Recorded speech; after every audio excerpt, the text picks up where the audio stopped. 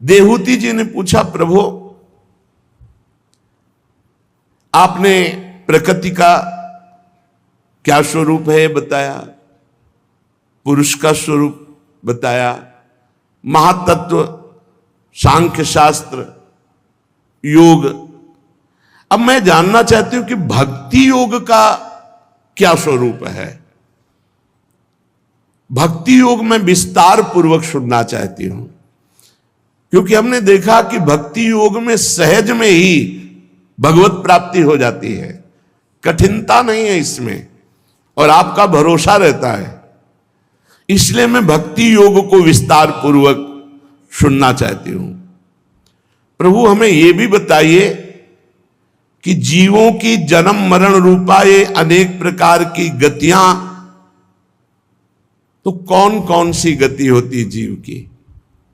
क्योंकि ये सुनने से वैराग्य होता है कि हमको पाप कर्म नहीं करना, बड़ी दुर्गति होगी। लोगों को जो भोगों में रुचि के कारण पाप प्रवृत्ति बनने में हर्ष होता है, जब शास्त्र हम सुनते हैं तो भय खड़ा हो जाता है कि अरे ऐसा हम पाप नहीं करेंगे। पापी पुरुष डरता है सत्संग सुनने से। अभी एकांतिक में एक भगत जी आए थे, उन्होंने कहा हमारे मित्र हैं, वो लोग कहते हैं कि अगर आपका कोई चैप्टर उसमें आ भी जाए तो तुरंत तो हाथ रख देते, देखना भी नहीं चाहते। अगर वृंदावन किसी भी तरह लाए तो वो यहां नहीं आएंगे, वो बाहर बड़े दूर खड़े रहे, आवाज न सुनाई दे। तो हम उनसे पूछते हैं ऐसा क्यों? बोले बाबा की आवाज आ जाएगी अगर हमारे कान में तो हमारा सब छूट जाएगा, इसलिए हम सुनना नहीं चाहते। बोले वो गलत आचरण करते हैं, इसलिए वो यहां ना एकांतिक में आना चाहते हैं, ना सत्संग में, ना आपकी कोई क्लिप देखना चाहते हैं। उनका बचे कब तक बचेंगे? अगर हरि कृपा होगी तो कभी तो एक ऐसा थप्पड़ पड़ेगा ही माया का कि उनको इस सुनने की आवश्यकता होगी। और अगर एक बार सुन लिया तो श्रवण द्वार से शब्द जाकर उनके हृदय का परिवर्तन करेंगी। परिवर्तन तो शुरू हो गया सही माने में, जब वैज्ञानिक ढंग से अगर आंतरिक सोचा जाए तो परिवर्तन शुरू हो गया है, क्योंकि उसे रोकना चाह रहा है, सुनना नहीं चाह रहा है। अब आ जाएगा सुनना। एक राग में द्वेषात्मक वृत्ति होती है। राग तो आ चुका है, महत्व तो आ चुका है, लेकिन द्वेषात्मक, अब वो द्वेष जिस दिन मिटा उस दिन वो भाग पड़ेगा परमार्थ की तरफ। यह आंतरिक विज्ञान के द्वारा सोचा जाता है। ये जन्म मरण रूपा अनेक प्रकार की गतियां जो जीवों की होती हैं, इनके सुनने से भोगों से वैराग्य हो जाता है, गंदे आचरण करने की हिम्मत नहीं पड़ेगी। प्रभु ये सर्वसमर्थ काल का स्वरूप क्या है? ज्ञान दृष्टि लुप्त हो जाने के कारण देह आदि मिथ्या वस्तुओं में अभिमान हो गया है।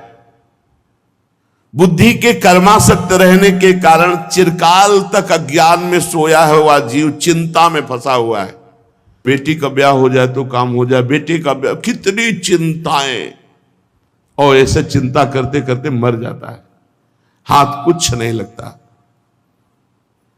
बहुत बड़ी अविद्या की मार है, बहुत बड़ी अविद्या की मार है। अब जो लोग संसार में वो जान रहे हैं, क्या बताना। ऐसे माया में फंसे हुए जीवों को जगाने के लिए आप योग भास्कर प्रकट हुए हैं। इसलिए प्रभु जो मैं प्रश्न किया इसका आप कृपा करके उत्तर दीजिए। श्री भगवान ने कहा, माता जी साधकों के भाव के अनुसार भक्ति योग का अनेक प्रकार से प्रकाश होता है। साधकों के भाव के अनुसार भक्ति योग का अनेक प्रकार से प्रकाश होता है। भक्ति योगो बहुविधो मार्गैर्भामिनि भाव्यते स्वभाव गुण मार्गेण पुंसाम भावो विभिद्यते अभिसंधाय यो हिंसाम दंभम मात्सर्यमेव वा संरंभी भिन्न दृग्भावम मयि कुर्यात् तामसः। जो भक्ति तो करता है, बहुत ध्यान से सुनना, पर भेददर्शी है, बहुत व्यवहार की सिद्धि, ये व्यवहार की सिद्धि है। जाति पक्ष का अभिमान रखना, कुलाभिमान में, विद्वता का अभिमान में, साधना के अभिमान, कभी कभी बहुत अपवित्र बुद्धि आ जाती। गए ये सब में श्री भगवान है, किसी का भी अपमान करोगे तुम्हारी भक्ति गई। ये बहुत सूक्ष्म विषय है। किसी का भी कभी, किसी जीव को भी नहीं, किसी जीव को भी घृणित भाव से मत देखो, उसमें भी भगवान है। जो भेददर्शी है और क्रोधी पुरुष है और हृदय में हिंसा का भाव रखता है, दंड देने का, भजन है, माला चल रहा है तो जरूरी नहीं कि भगवान की प्रसन्नता के लिए चल रहा है, उसके कई कारण हो सकते हैं। माला चलाकर अपनी वासना की पूर्ति, माला चलाकर किसी का अनिष्ट करने का भाव, बहुत विचित्र विचित्र खोपड़ी है। इतना कठिन भजन और उसका दूसरे का मंगल करने के लिए प्रयोग कर देते हैं। ये जो मारण, वशीकरण, उच्चाटन, ये सब जपई के द्वारा होता है, इनमें मंत्रों का अनुष्ठान होता है और बड़ी पवित्रता से मंत्र जापक जब जप करके और संकल्प करता है कि इसका अनिष्ट हो जाए तो पक्का अनिष्ट हो जाएगा, लेकिन उसका अनिष्ट हुआ तो उसका अनिष्ट तो पहले ही हो गया जिसने अनिष्ट किया। ऐसे हैं जो भेददर्शी है, क्रोधी है और दूसरों की हिंसा का भाव रखते हैं और मात्सर्य, जलते रहते हैं ईर्ष्या में, और भगवान का भजन भी करते हैं। ऐसा नहीं कि भजन नहीं करते, भगवान कहते हैं कि वो मुझसे अपनापन भी रखते हैं, तो वो तामसिक भक्त है, भगवान की प्राप्ति नहीं होगी। तामसिक भक्त को भगवान की प्राप्ति नहीं होती, क्योंकि वो दूसरे से भेद दर्शन करता है, वो हिंसा का भाव रखता है। भजन केवल भगवान की प्राप्ति के लिए होना चाहिए। भजन कहीं मान प्राप्ति के लिए, किसी को कष्ट देने के लिए, किसी का नाश करने के लिए, किसी का अमंगल करने के लिए कभी संकल्प मत होने देना मन में। नहीं, वो भक्ति का स्वरूप तामसिक हो जाएगा। तामसिक भक्ति से भगवान की प्राप्ति नहीं होती। जो भगवान का प्रेम है वो तामसिक भक्ति से प्राप्त नहीं होता। दूसरा, जो पुरुष विषय के लिए भजन करता है, भोगों के लिए, यश के लिए भजन करता है, हमारा नाम रोशन हो जाए और मेरी प्रतिमादि का पूजन करता है, लेकिन लोगों से व्यवहार बड़ा कड़ुआ करता है। श्रद्धा है उसकी भगवान की प्रतिमा में, लेकिन बाहरी व्यवहार बड़ा उसका अमंगल रहता है, वो राजसिक भक्त है। ऐसे भक्तों को भी भगवत प्रेम की प्राप्ति नहीं होती। तीसरा है सतोगुणी भक्त, जो पाप नाश के लिए भजन करता है, भगवान को अर्पण करने के लिए भजन करता है। भजन करना, पूजन करना हमारा कर्तव्य है, इस बुद्धि से पूजन करता है, वो सात्विक भक्त है।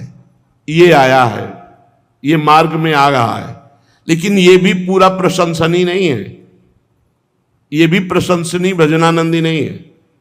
प्रशंसनीय भजनानंदी है बिना किसी कारण के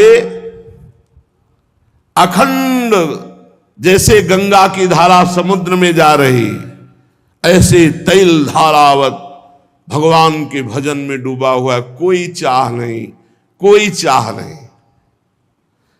जिस प्रकार गंगा का प्रवाह अखंड रूप से समुद्र की ओर बहता है, मदगुण श्रुति मात्रेण मयि सर्वगुहाशये मनोगति रविच्छिन्ना यथा गंगाम्भसोम्बुधौ।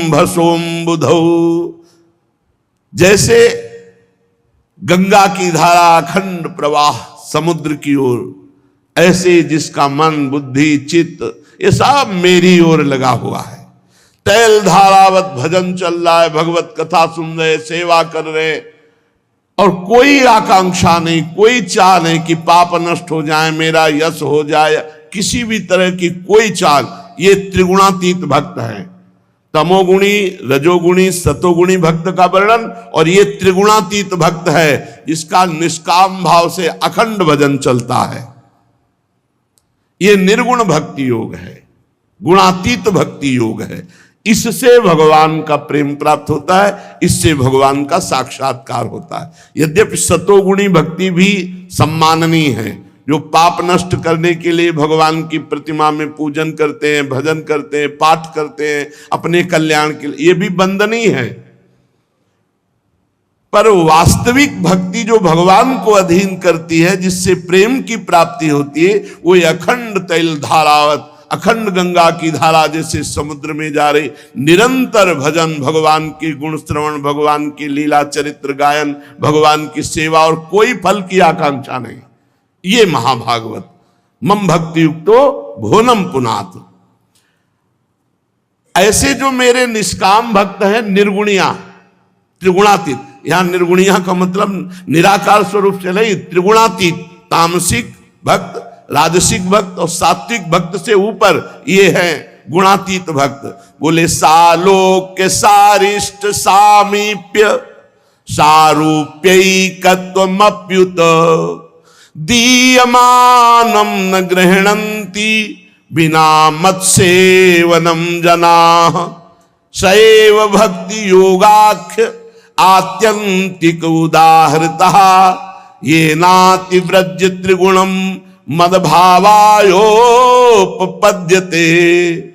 माता जी, मेरे जो ऐसे निष्काम भक्त होते हैं, जो निरंतर भजन करते हैं, उनको मैं देना चाहता हूं, पर वो मेरी सेवा को छोड़कर सालोक्य सारिष्ट सामीप्य सारूप्य सायुज्य इन मोक्षों को स्वीकार नहीं करते। सालोक्य भगवान के नित्य धाम में निवास करना, सारिष्ट भगवान के समान ऐश्वर्य भोग भोगना, सारूप्य भगवान की नित्य समीपता, और सारूप भगवान के नित्य धाम में निवास करना, सालोक्य सारिष्ट भगवान के समान ऐश्वर्य भोग भोगना, और सामीप्य भगवान के नित्य समीप रहना, सारूप्य भगवान का सा रूप धारण करना, और सायुज्य भगवान में समा जाना। ये पांचों मोक्ष भक्त नहीं चाहते। भगवान की सेवा को छोड़कर भगवान देना चाहते, पर ये मोक्ष नहीं चाहते। मुक्ति का तिरस्कार करने वाला ये प्रेम भक्ति योग, यही सर्वश्रेष्ठ भक्ति है। इसके द्वारा तीनों गुणों को लांग कर मेरे प्रेम रूप अपराकृत स्वरूप को प्राप्त होकर मेरी नित्य सेवा में मगन रहता है मेरा भक्त। ये जो तैल धारावत अखंड भक्ति की बात भगवान ने की, गुणातीत निर्गुणिया भक्ति, ये कैसे प्राप्त होती है? तो कहा निष्काम भाव से श्रद्धा पूर्वक अपने सारे कर्तव्य कर्मों को करे भगवान की प्रसन्नता के लिए। पहला, चाहे वो गृहस्थी में हो चाहे विरक्ति में हो, अपने अपने धर्मानुसार जितने कर्म हैं वो भगवान के लिए करे। नित्य प्रति ये देखता रहे कि हमारे कर्म में किसी को मन से, वचन से, शरीर से दुख तो नहीं पहुंच रहा, हिंसा तो नहीं हो रही। हिंसा रहित कर्म भगवान की प्रसन्नता का योग होता है। अगर मन वचन कर्म से किसी को हम दुख पहुंचाकर कर्म कर रहे हैं, वो भगवान की प्रसन्नता का कर्म नहीं होगा। भगवान के लिए जो हम कर्म करें उसमें सावधानी है, मन से, वचन से और शरीर से किसी को दुख नहीं पहुंचना चाहिए। उसी से उत्तम गुणातीत भक्ति का योग प्राप्त होगा। दूसरा, मेरी प्रतिमा के श्री विग्रह के दर्शन, सेवा, स्पर्श स्तुति, वंदना, प्रणाम, ये त्रिगुणातीत भक्ति प्राप्त करने के लिए भगवान वर्णन कर रहे हैं। सबके घर में ठाकुर सेवा होनी चाहिए। कलिकाल है, भरोसा रखो प्रभु की सेवा का। अरे बड़े बड़े योगी मुनियों को माया ज्ञानी नाम चेतांश देवी भगवती ही सा बलादा कृष्ण मुहाय महामाया प्रेक्षति।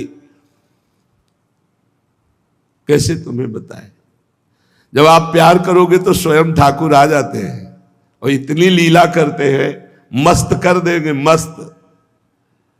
प्रभु के श्री विग्रह की पूजा, दर्शन, स्तुति, स्पर्श, वंदना, प्रणाम, ये निर्गुणिया भक्ति प्रदान करेगी।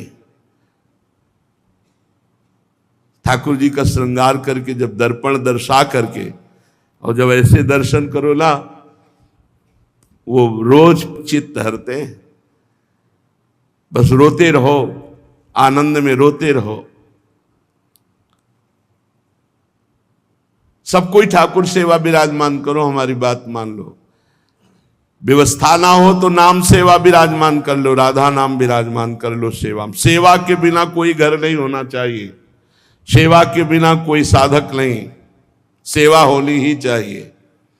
हमारी बात मान लो, ठाकुर जी विराजमान कर लो, अंतिम में वो तुम्हारी देख रेख कर लेंगे, अंतिम में देख रेख कर लेंगे। वो जिनके पास कोई सेवा के लिए नहीं है, ठाकुर जी विराजमान कर लो, जब तक हाथ पैर चले तुम सेवा करो, इसके बाद वो सेवा करेंगे। देख लेना, आप हमारी बात को देख लेना। वो किसी न किसी रूप में आके तुम्हारी सेवा संभाल लेंगे। हम आपसे सच्ची कहते हैं, जितना आपसे हाथ पैर चले अपने ठाकुर को दुलार कीजिए, बाद में वो आपका दुलार करेंगे, आप रोते रहोगे, इतना दुलार करेंगे। कितना सौभाग्य आपको राधा नाम छूने को मिलता है। स्नान जब करते हैं आपको प्रभु का स्पर्श मिलता है। प्रभु सर्वत्र भी तो श्री विग्रह में तो मूर्तिमान विराजमान है। बहुत विचित्र, बहुत विचित्र, अति विचित्र भगवंत गति। अनुभव कीजिएगा, जब आप प्यार करोगे तो पता चलेगा कैसे खेलते हैं आपके संग। प्रभु के श्री विग्रह को विराजमान करो, स्पर्श, पूजा, स्तुति, वंदना, प्रणाम, सेवा, इससे निर्गुणिया भक्ति प्राप्त हो गई, त्रिगुणातीत। और तीसरी बात, समस्त प्राणियों में मेरी भावना। चौथी बात, भोगों का आकर्षण, त्याग, वैराग्य। कुछ भी भोग लगाना हो तो आप पहले मत पाना। पहले पाना जानते हो कैसे होता है? गरम गरम चीज देखियो, पहले ही आपने जो है मन के द्वारा नहीं, तुरंत मन के द्वारा पहले भोग में पहुंचाना है। आप उसको जल्दी जल्दी दिखा दो, लाओ ठंडा हो जाएगा, ये भोग नहीं लग रहा है, ये ठीक नहीं बात है, ठंडा हो जाएगा। नहीं, स्वाद तो प्रभु पाएंगे, हम तो बात के प्रसाद पाएंगे। पहले सब प्राणियों में भगवत भावना, और किसी भी भोग के लिए लालायित ना होकर उच्छिष्ट के लिए लालायित होना। यज्ञावशिष्ट, यज्ञावशिष्ट पाने की अभिलाषा रखना, मनिया नहीं। यज्ञावशिष्ट भगवत और भगवत भक्तों के पाने के बाद जो जूठन बचे वो पाना। उसमें जो भक्तों को पवाने के बाद जो बचा, उसी में नेवला घूम गया तो आधा स्वर्ण का हो गया। और पूरी राजसूय यज्ञ में लोटा स्वर्ण का नहीं हो। बोले महाराज, मुग्दल ऋषि की सतुआ यज्ञ के बराबर नहीं आपकी राजसूय यज्ञ। किसी भी भोग को तत्काल देखकर अपनी रसेंद्री न पाने लगे, पहले प्रभु के पास। और दीनों पर विशेष सम्मान और दया। भूत भविष्य लोक 14 में भये होए हरि प्यारे, 300 व्यवहार हमारो अभिमानिन ते न्यारे। ये अभिमानियों से दूरी और दैन्यों से प्यार, सबके प्रति मित्रवत व्यवहार हो, पर आसक्ति किसी से न हो, ममता किसी से न हो। यम नियमों का पालन, शास्त्रों का स्वाध्याय और भगवान के नाम का उच्च स्वर से कीर्तन। नाम संकीर्तनाच में उच्चैश्वरस्तम। नाम संकीर्तन ऐसा करना चाहिए कि गले की नसें फूल जाएं, चेहरा लाल हो जाए नाम उच्चारण करने में। लेकिन ये किसी भक्त का ही होगा। लड़ाई हो तो ये लक्षण आ जाएंगे।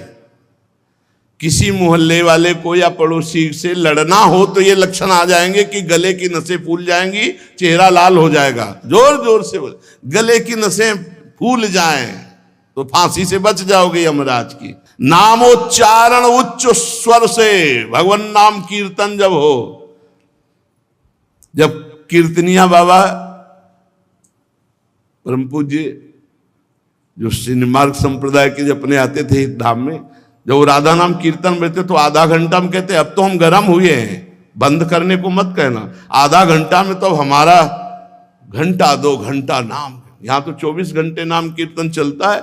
खूब उच्च स्वर से नाम कीर्तन करो। उच्च स्वर से नाम कीर्तन करने से मन सरल हो जाता है, मन प्रभु में लगने लगता है।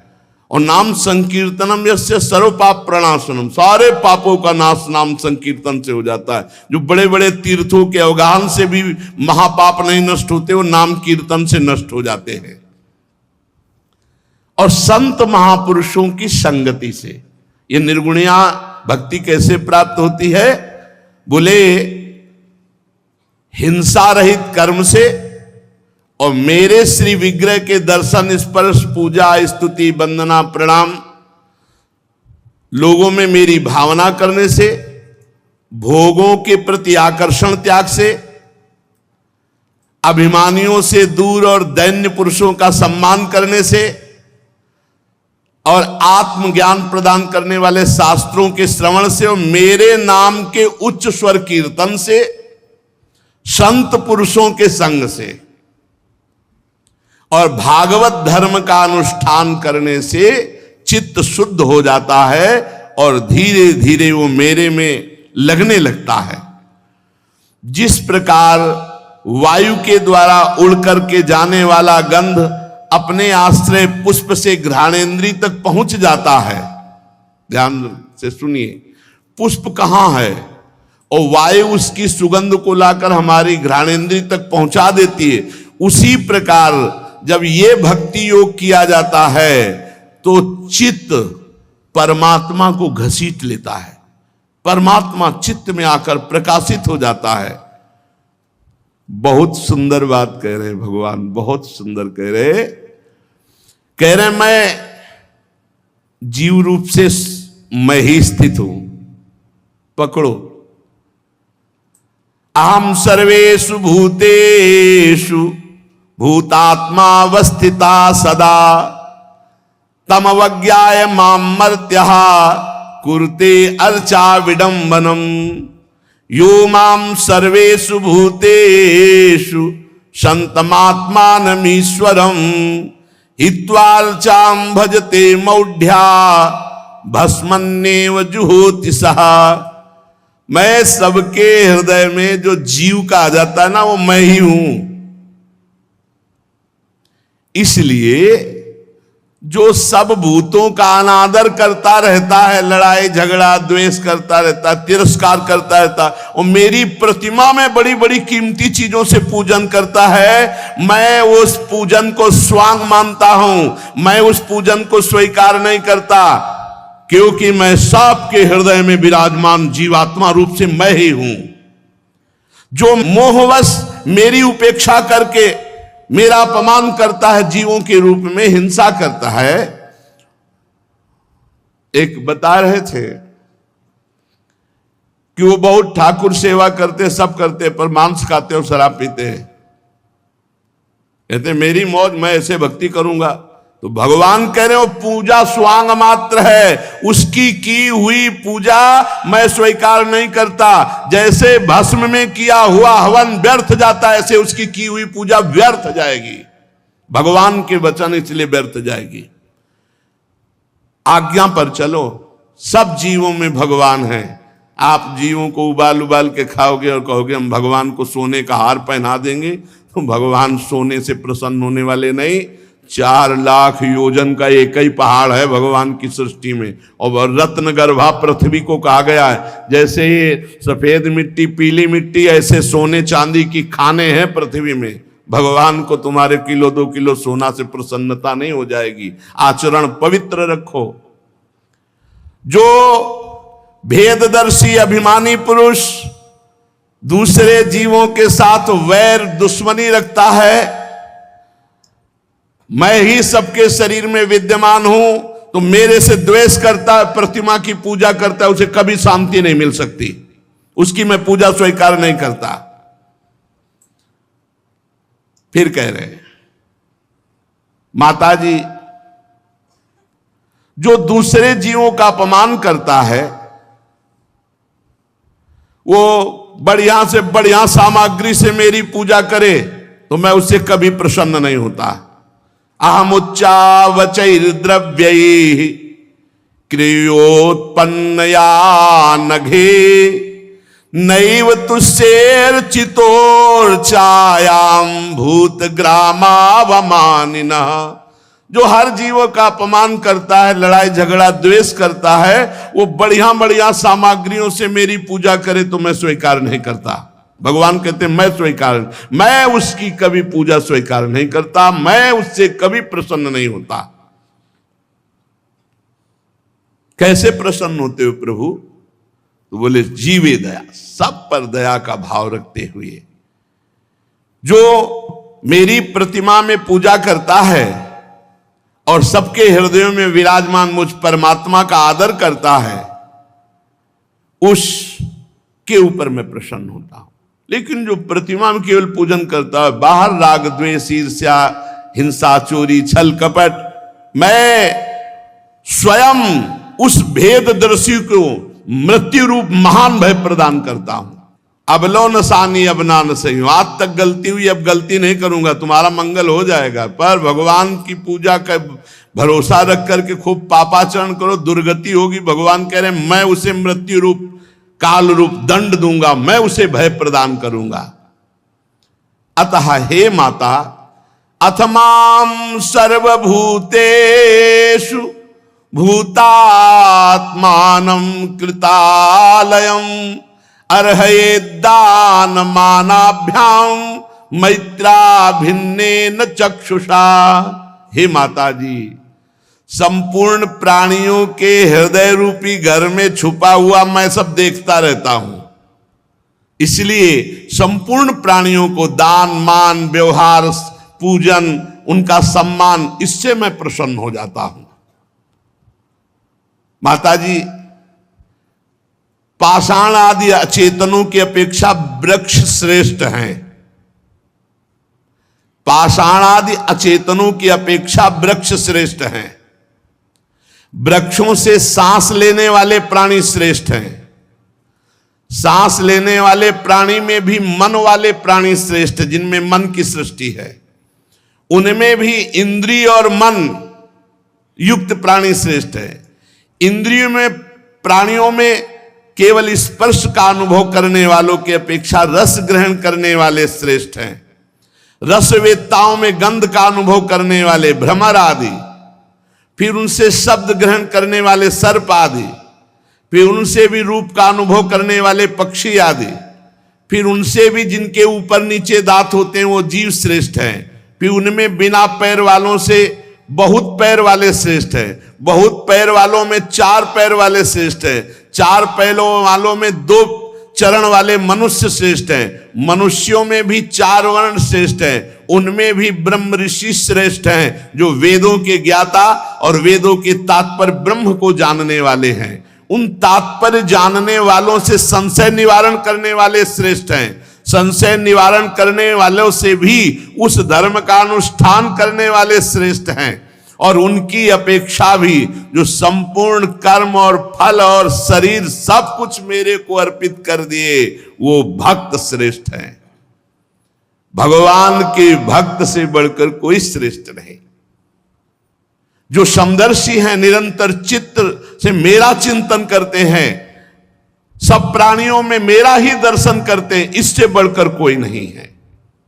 इसलिए माता जी, सब जीवों में मैं विराजमान हूं ये जानकर सबको प्रणाम करो। मनसैतानि भूतानि प्रणमेत बहु मानयन, हर जीव को सम्मान दो, प्रणाम करो, सब में भगवान विराजमान। भगवान का आदेश है। जो प्राणियों को सम्मान देता है और मन से प्रणाम करता है, मैं बहुत जल्दी प्रसन्न हो जाता हूं। चलो तन से ना प्रणाम करो, मन से तो सबको प्रणाम करो, सब में भगवान विराजमान है। अगर किसी के भी दुख का तुम कारण बने तो भक्त किस बात का, सुख का कारण बनो। मनुष्य जीवन मिला है, विवेकवान हो। माता जी, मैंने तुम्हारे लिए भक्ति योग, अष्टांग योग, प्रकृति पुरुष, इसका वर्णन किया। एक भी साधन ठीक से कर ले तो भगवत प्राप्ति हो जाएगी। एक भी साधन। भक्त भगवान कहते हैं, योगी परमात्मा कहते हैं, ज्ञानी पर ब्रह्म कहते हैं। वही भगवान, वही परमात्मा, वही पर ब्रह्म का अद्भुत प्रभाव संपन्न ये वैचित्र रूप जो देख रहे हैं, ये विचित्रता है, वही परमात्मा है, वही ब्रह्म है, वही भगवान तुम्हारे सामने है। माया के नेत्र इसलिए देख नहीं पा रहे हो। और जो इन सब रूपों को अपहरण कर लेता है उसका नाम काल है, वो भी भगवान का स्वरूप है। प्रकृति और पुरुष इसी के रूप हैं, वो परमात्मा स्वरूप। प्रकृति भी है और पुरुष भी है और काल भी परमात्मा, सब परमात्मा स्वरूप है। माता जी, ये जिसे भगवान कहते हैं ना, इसका ना तो कोई मित्र, ना कोई शत्रु है, ना तो कोई सगा है, ना कोई पराया है। जैसे भजोगे वैसे ही अनुभव में आएगा। ये सजग रहते हैं। जो प्रभु को भूलकर भोगों में फंसे हुए, उनकी आयु का अपहरण करके उनका संहार कर देते हैं। इन्हीं के भय से वायु चलती, इन्हीं के भय से सूर्य तपता है, इन्हीं के भय से इंद्र वर्षा करते हैं, इन्हीं के भय से तारे चमकते हैं। इसी से भयभीत होकर औषधियां, लताएं, वनस्पति समय समय पर फल फूल धारण करते हैं। इन्हीं के डर से नदियां बहती हैं, इन्हीं के डर से समुद्र अपनी मर्यादा में रहता है। इन्हीं के भय से अग्नि प्रज्वलित होती है, पर्वतों सहित पृथ्वी जल में नहीं डूबती। इन्हीं के शासन से आकाश जीवित है, प्राणियों के श्वास प्रश्वास के लिए अवकाश देता है। इन्हीं से संपूर्ण आवरणों युक्त ब्रह्मांड का विस्तार है। ये सारा चराचर जगत भगवान के अधीन है। इसलिए धन्य है उसका जीवन जिसने अपने चित्त को भगवान में अर्पित कर दिया।